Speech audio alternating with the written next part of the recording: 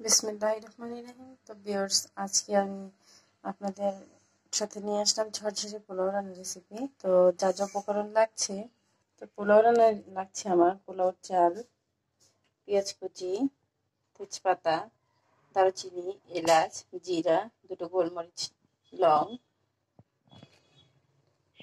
স্বাদ মতো লবণ, গুঁড়ো দুধ, আদা রসুন পেস্ট। আমার হাঁড়িটা গরম হয়ে গেছে, আমি এক পর্যায়ে দিয়ে দিব তেল। তেলটা আসলে কমিয়ে বাড়িয়ে নিতে পারেন, যে যেরকম খান সেরকম নেবেন। তো আমি তেলটা দিয়ে দিলাম।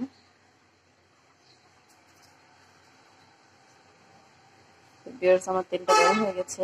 প্রথমে দিয়ে দিচ্ছি তেজপাতা, দারুচিনি, এলাচ, লং, গোলমরিচ, সবশেষে জিরা।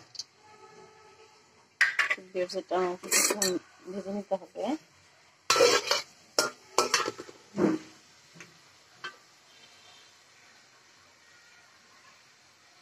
আশা করি বুঝতে পারছেন। দেখতে পাচ্ছেন আমার তেলে বুদবুদ চলে এসেছে।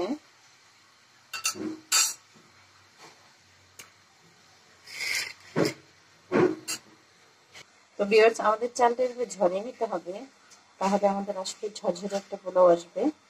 তো আমি দেখিয়ে দিচ্ছি। আমি চালটা এভাবে ঝরে দিয়েছি।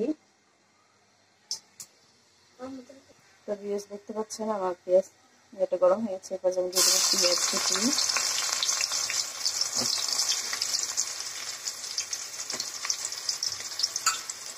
ভালো করে আমাদের নিতে হবে।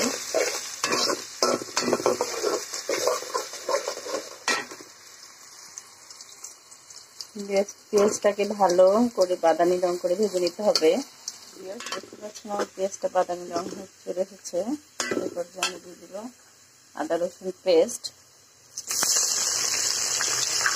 এটাকে কিছুক্ষণ ভেজে নিতে হবে।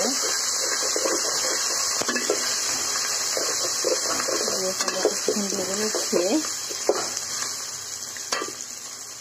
এই পর্যায়ে দিয়ে দিব আমরা স্বাদ মতো লবণ।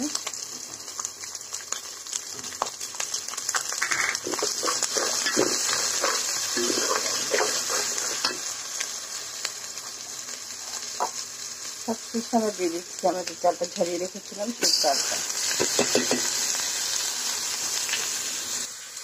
তো দিয়ে চালটা দেওয়া শেষ। আমরা এখন ভালো করে নেড়ে নেব।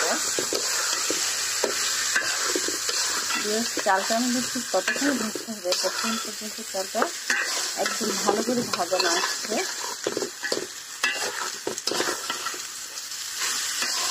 দেখতেই পাচ্ছেন, আশা করি বুঝতে পারছেন আপনারা। আমরা ভালো করে চালটা ভেজে নিব। চালটা যখন আমাদের ভাজা হয়ে আসবে তখন ঝনঝন শব্দ হবে। তো ভিউয়ার্স, আমার চালটা ভাজা হয়ে এসেছে। আমার চালটা ভাজার একটা শব্দ চলে এসেছে, বুঝতে পারছেন।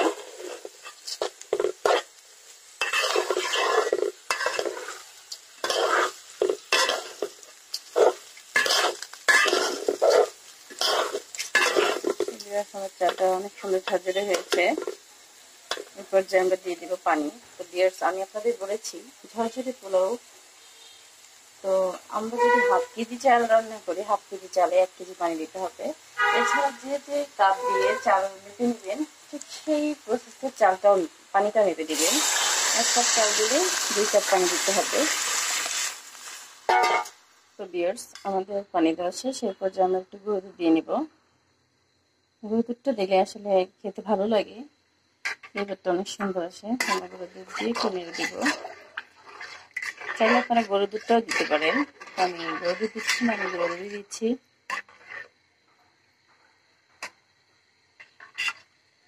তো ভিউয়ার্স, আমি এখন ঢেকে রেখে নেব। এখন একটু দেখে নিচ্ছি। দেখতে পাচ্ছেন আমার পোলাওটা বল করছে। চামড়া একটু নেড়ে দিতে হবে।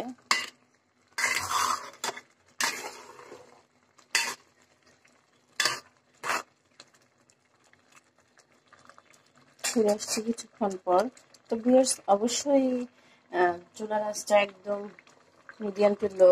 আমাদের পোলাওটা এভাবে সাইড করে দিতে হবে, এক পাশে সাইড করে ঢেকে রাখতে হবে। আরো 5 মিনিট ঢেকে রেখে আবার আমরা উল্টিয়ে দিব। এভাবে করে ফিরে আসছি। পোলাওটা আবার উল্টিয়ে দিতে হবে। তারপর আমি ফ্লেভারের জন্য কিছু কাঁচামরিচ দিয়ে দিচ্ছি। দেখতে পাচ্ছেন ভিউয়ার্স, আমি কিছু কাঁচামরিচ দিয়ে দিলাম। দিয়ে আমাদের হাঁড়িটা যে সাইডে ভিউয়ার্স ফাঁকা আছে সেই সাইডে আমি হাঁড়িটা কাট করে নিচ্ছি। করে এভাবে করে ভিউয়ার্স দেখতে পাচ্ছেন পুরো সুন্দর ঝরঝরে হয়ে আসছে। আসলে পোলাওটা ঝরঝরে হবে, চালটা শুকিয়ে দিতে হবে।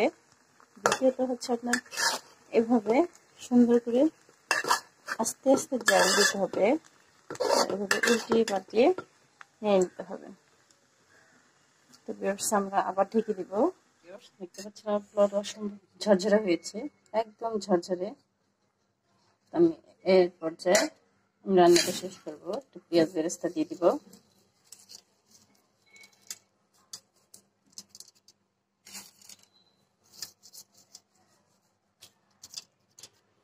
তো ভিউয়ার্স আমার রান্নাটা শেষ।